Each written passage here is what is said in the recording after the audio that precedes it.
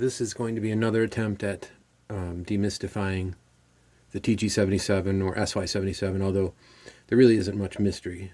There's some obscurity. So I'm going to talk about some basic FM and how to navigate and avoid some of the common points of confusion. You can see this time I have the navigation panel.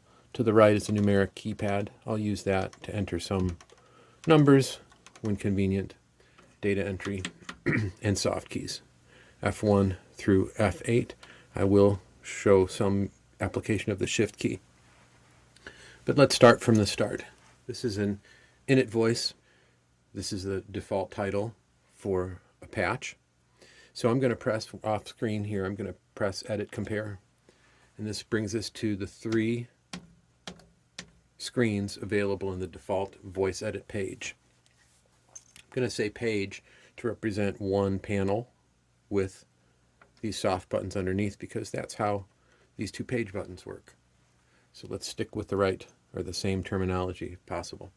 So on the first screen of this voice edit page, you've got a mode tab. You can scroll through, you see that you've got 11 different modes. AFM mono, 2 AFM mono, 4 AFM mono, etc.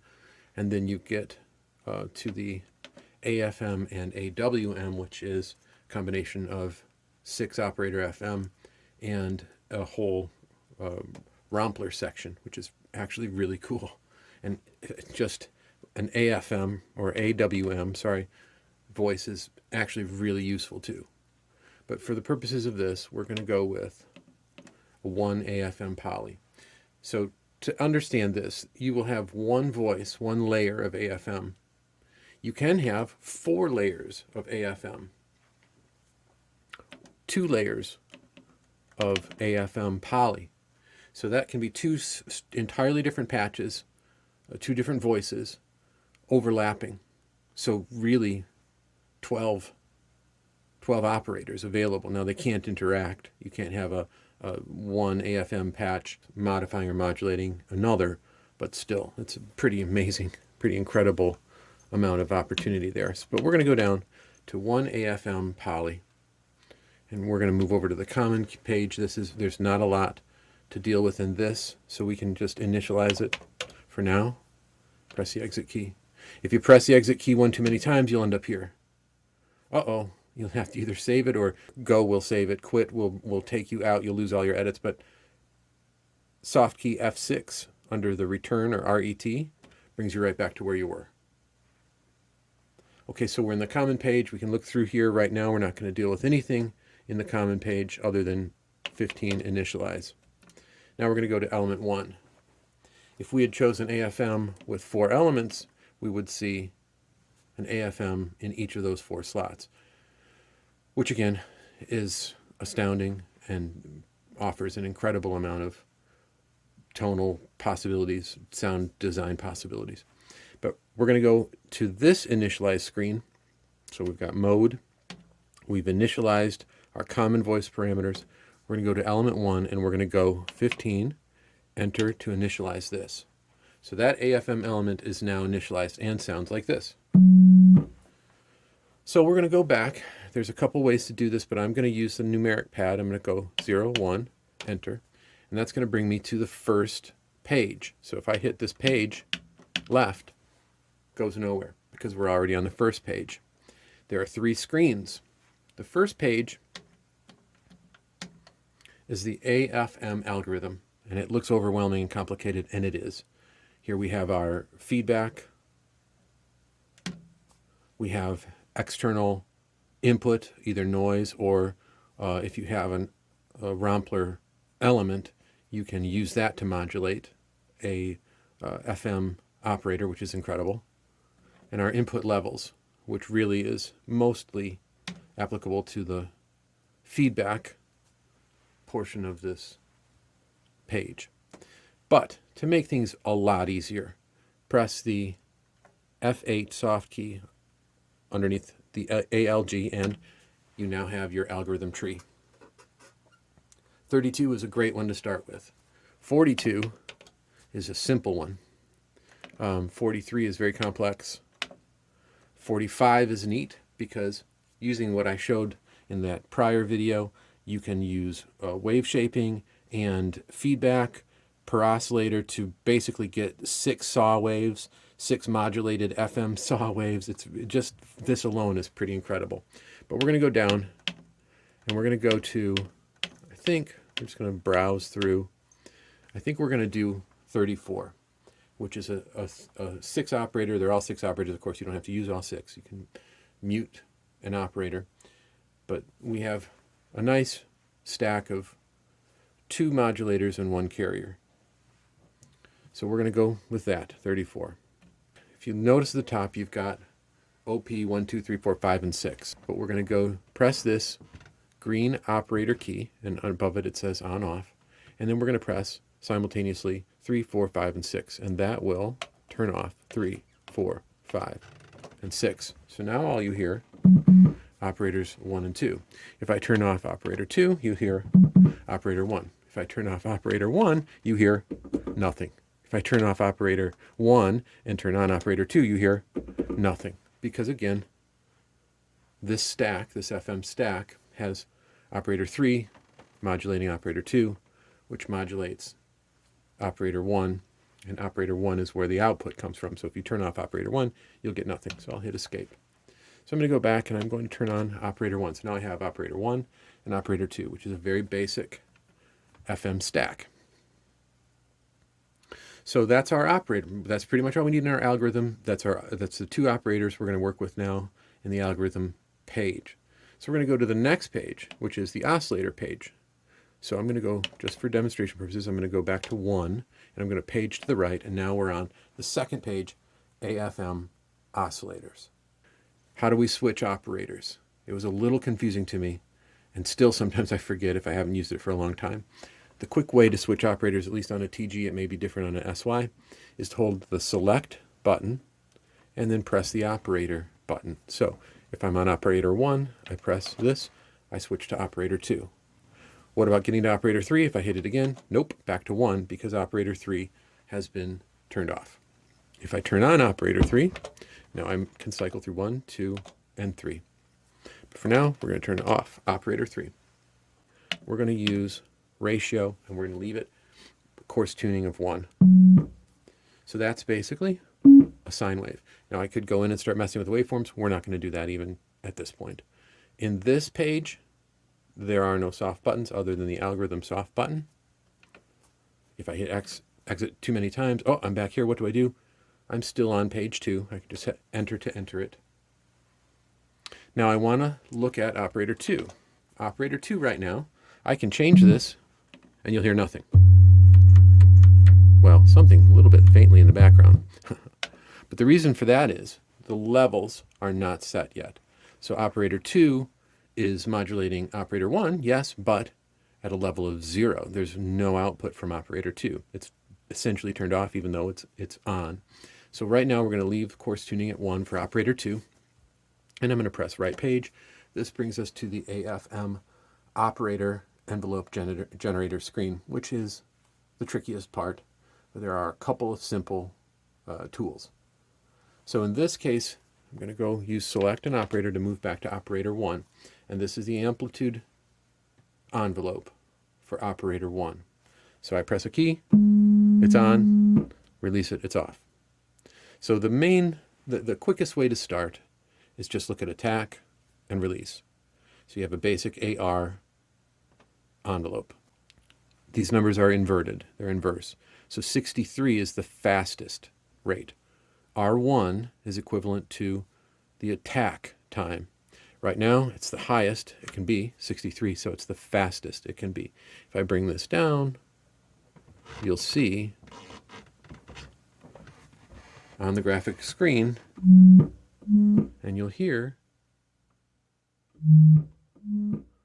the attack of the amplitude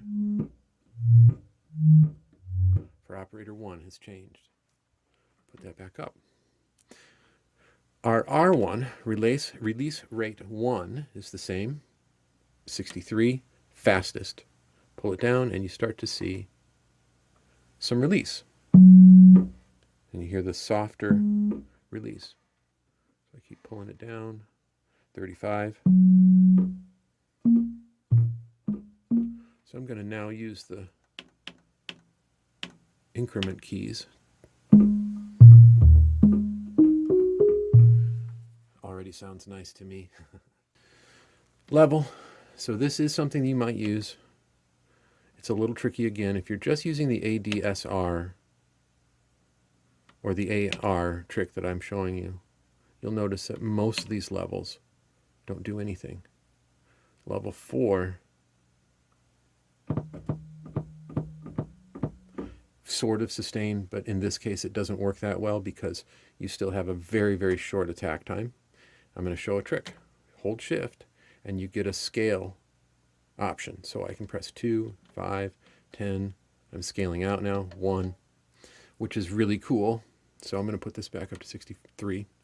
We're going to go back to rate, and let's say I've got a much longer attack and a much longer release, and everything's gone off the screen. Well, shift, and now I can scale my envelope representation. It's visually scaled. It's not scaled sonically. The parameters don't scale, just the screen. So I'm going to go back. I want this to have a quick attack. So max that out. So that's basically the amplitude envelope screen. Same trick, select an operator. And now we can look at the amplitude envelope for operator 2. You might wonder, where is the level in this screen? It's not there. This is just the envelope screen. This is not the level for the operator. So these levels represent the segments of the envelope. They do not represent the level of the operator. That comes here. This is the output screen. If I hit exit, you'll see we're on screen 4. Enter to get back. So the output screen will show you in the all soft tab active screen, you will see the output of all operators. Each will show you the level of the individual operators, which is, again, powerful but complicated. The BP1 through BP4 are breakpoints, so you can scale output on the keyboard. So breakpoint 1 is currently assigned to C1, breakpoint 2, G2. Very complicated. Let's just stick with all. So we've got operator 1, 127, with a little bit of decay. Operator 2 is at 0. So that's why we hear no FM. So I'm going to navigate over using the arrow key. I'm going to play a couple notes. And I'm going to increment a little bit. Operator 2.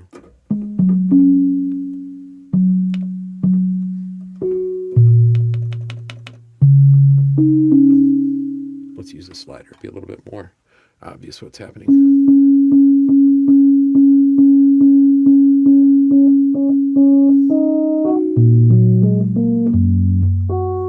Now what you're going to find, interestingly, is that operator 2 has its own envelope. It's currently set to look like that, on off. So if you want to match your decay time so that the envelope of operator 2 changes the amplitude of the operator over time, here's the time to do it. So I'm going to go to rate, and I'm going to go to release rate, and I'm going to bring that down. And I'll even look at my operator, switch over to operator 1, and I see my release rate is 26. I'm going to match that, 26. And now you'll hear this. Let's move over here. Let's bring that operator level up a little bit gradually.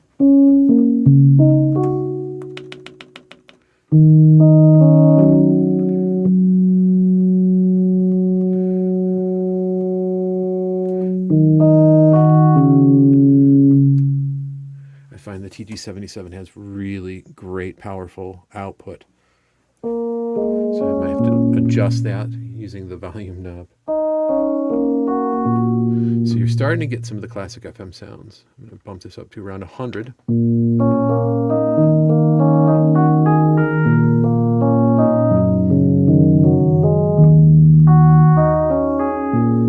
So you're starting to get some interesting FM sounds. I'm going to move it up to about 110 now. You're going to hear a pretty intense FM sound. And because we have the release envelope set up to be similar for the carrier and the modulator, in this case, carrier is operator 1, modulator operator 2. You hear as the note release fades, so does the modulation level of operator 2. So you hear that wow.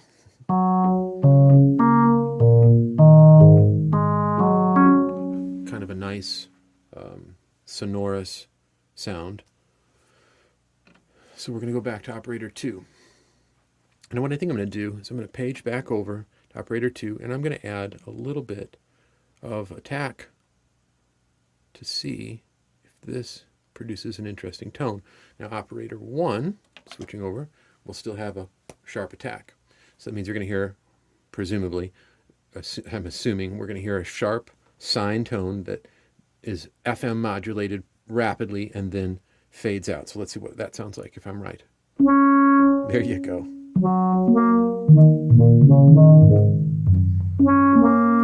Getting kind of close to a steel drum sound. I'm going to move that a little bit. I'm going to move that a little bit slower. Let's see what happens. Make it even slower. Should we now get a little bit of a dramatic swell?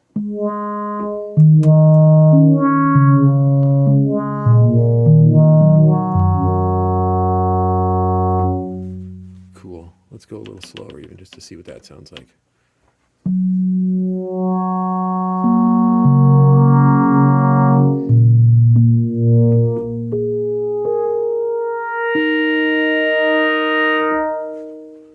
Nifty. Let's put it up to 63 to get back to a more percussive sound. Okay. Operator level 110. Now let's crank it and see what happens. 127. Turn it down a little bit. Neat. Interesting. A bit harsh. I'm going to bring this down again. Bring this down to about 110. Oh, let's do 105. Mellow. Because what we're going to do now is turn on operator 3. So operator 3 has been silent up until this point.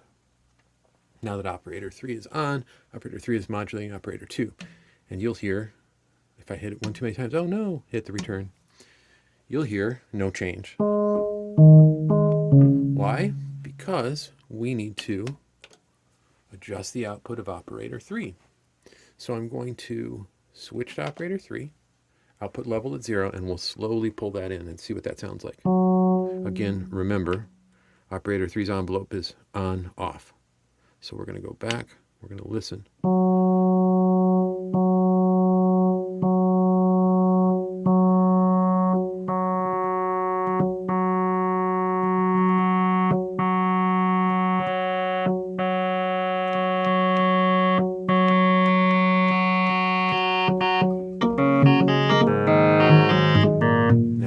That there are some interesting harmonics happening. We're going to go back and look at the pitch screen in a bit, the frequency screen, and do some interesting tricks there. But 110 is about where you're going to find maximum modulation without pushing into noise.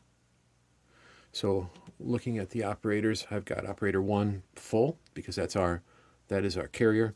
Operator 2, which is modulating operator 1, is set to around 105. Operator 3 to 110. I'm going to change the envelope of operator 3 to match what we have in the other. So I've got a release rate of 26 in operator 1 and operator 2. Let's go ahead and do the same. 26. And now we should hear something kind of interesting. I do want to modulate.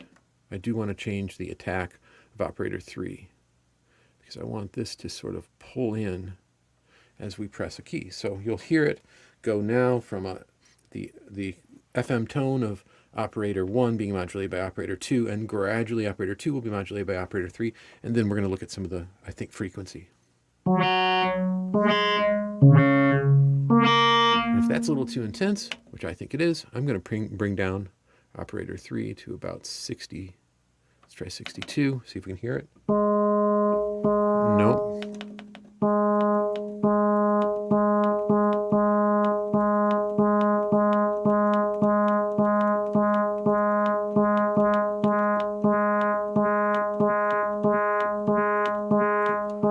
currently around 90. We start to hear it.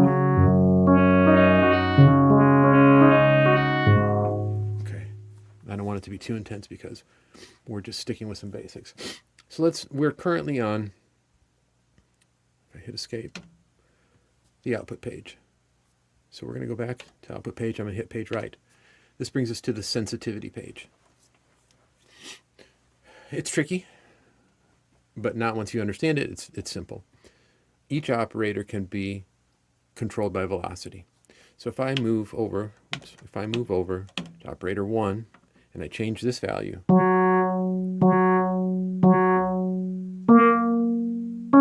even if I press the key lightly, I get full. But now, if I press the key lightly, I get nothing. If I press it harder, so 0, I've got a stuck note. You know what I'm going to do? I've got a stuck note. I don't know if it's in the keyboard or if it's in the screen, so what I'm going to do, there's probably a way. We can see if there's a way to do a MIDI panic or all note off. And it looks like there is not. So this will be an opportunity to show us how to save a patch. So from any screen, doesn't matter which one, if you hit escape, you end up at this page.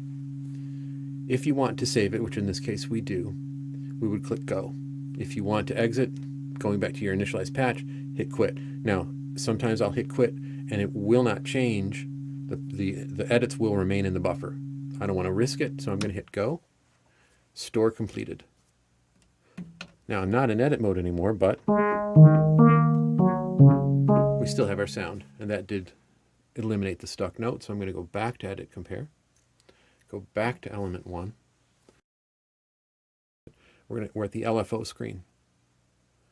LFO is actually very powerful. You've got a main LFO and a sub LFO. We're not going to look at that right now, but it's a very powerful sound tool, and you've got different waveforms, including sample and hold, speed, delay, amplitude mod, pitch mod, and filter mod depth, phasing. You've got a sub LFO, which is a separate LFO, less features, less options, but still very useful. For now, not going to look at that too deeply. Pitch envelope, again, incredibly powerful. So the pitch envelope is not per operator. So it is per element, not per operator, if that makes any sense. So we're not going to play with that too much. So you can say whether or not the pitch envelope affects the operator, but it's not able to be, you don't get a separate envelope for each of the operators. Okay, moving on page. Here's our filter. We've got a very nice, actually two very nice filters, low pass and high pass with resonance. So, and a filter envelope. So we have low pass, high pass, and again, low pass, high pass. Oh, that one's just a low pass and through. So you've got two low pass and one high pass through, and you've got resonance. You can control the filter through by the LFO, or a more advanced technique is to use the envelope generator, and you can use a controller to modulate the envelope, or the LFO, the frequency of the filter. Right now, we're going to leave this at LFO. We're not going to do much with the filter. Cutoff scaling for filter 1 and filter 2. Cutoff envelope.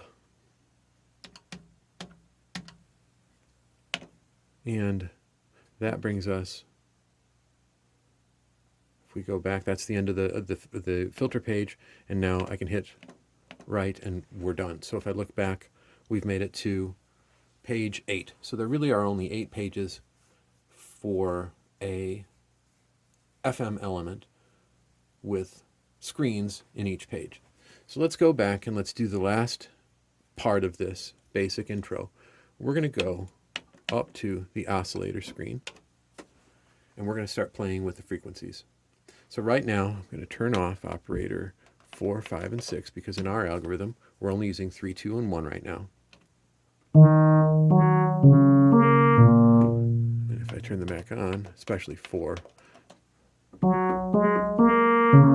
might hear that there's a sine tone hidden in there, but for now, we're not going to worry about it. So if I want to drop our whole sound down an octave, I simply go to coarse tuning, 0.5.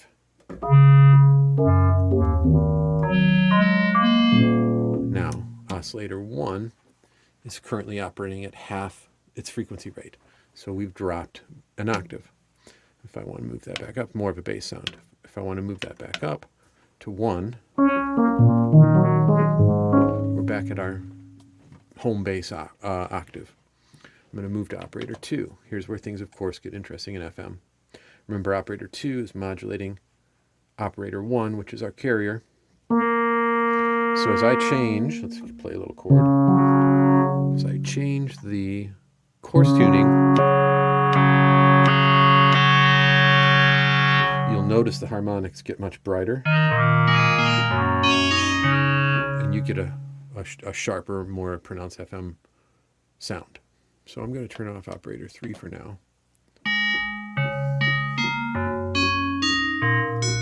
And you now have a very nice sounding FM bell. Move it up.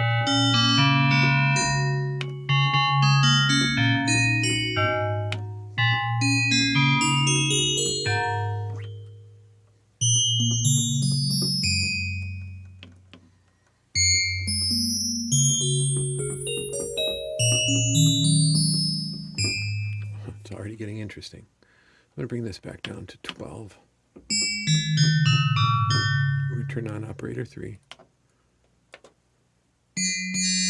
You'll hear that gets very buzzy, so I'm going to move to operator 3, and I'm going to bring this down to half.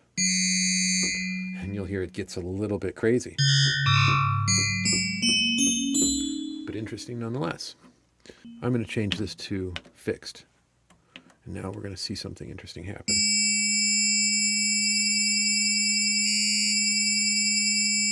It's not exactly vibrato. What we're doing is we're modulating operator 2 with operator 3 at a fixed frequency. So I pull this down, moving this up,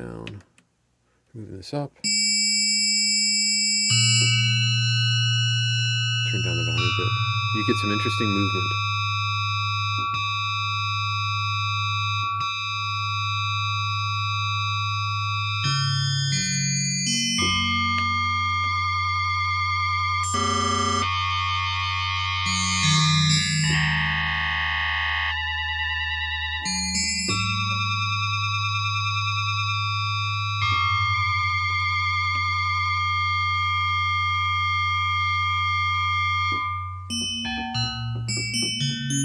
I'm going to go back to operator 1, and I am going to pull that down.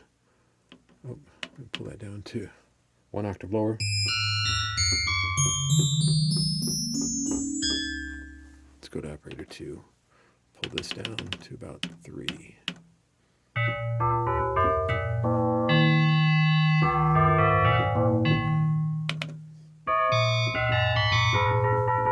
Okay. Now if I want to change the attack of the whole sound, of course I'm going to go back.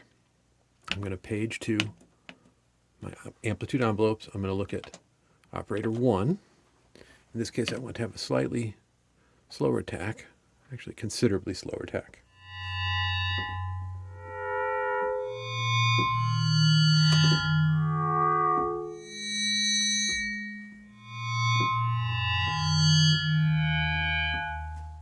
So here we have a pretty interesting FM sound with minimal effort. I'm going to bring operator 2. Oh, you know what I'm going to do? I'm going to go back to the algorithm screen, and I'm going to look at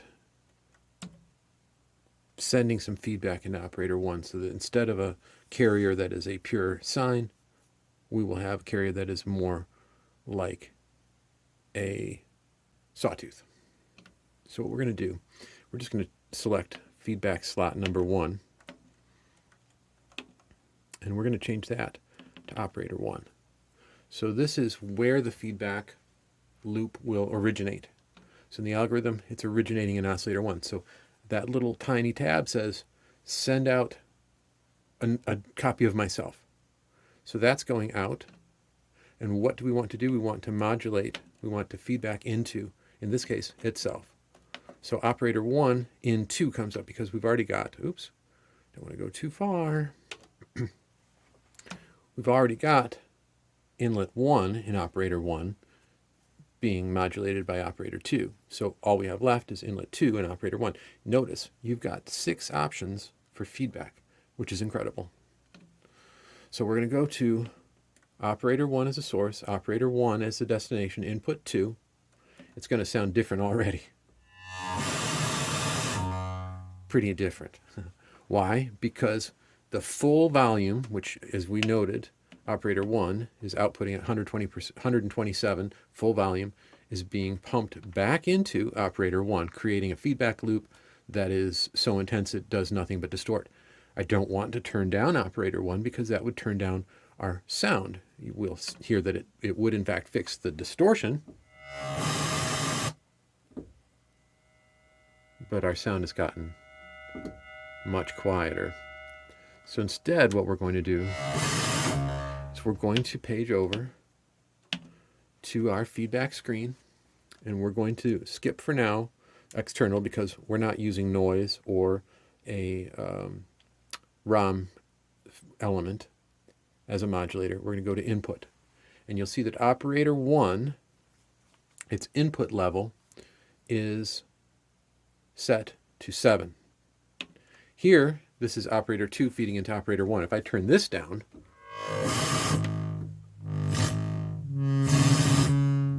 not what we want. If I turn this down, we've basically lost our feedback, but I can add it back in gradually.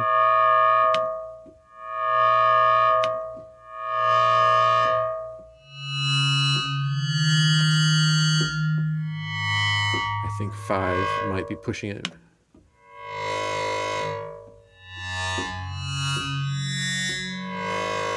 Still a very cool sound. Okay, so there's a basic, interesting FM sound. Let's do this just for fun. I'm going to go to Common, Effect. Not going to even try and explain how this all works, but I'm going to turn on some effects just for fun. I think what I'll do is I'll make them. I'm going to have effect, reverb. Actually, I like symphonic.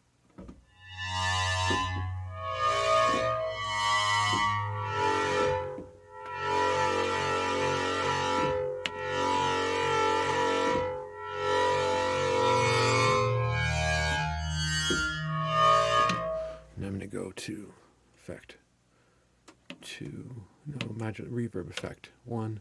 We're going to turn on Hall parameters. We're going to have our time be 5 seconds. Actually, let's make it 7.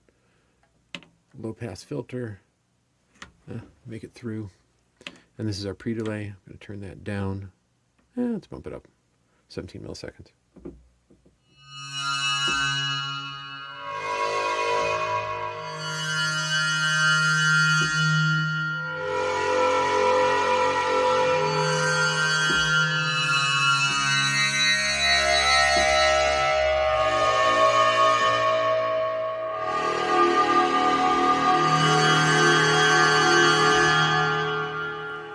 This is our 3 operator, because we still got 6, 5, and 4 turned off. 3 operator FM sound.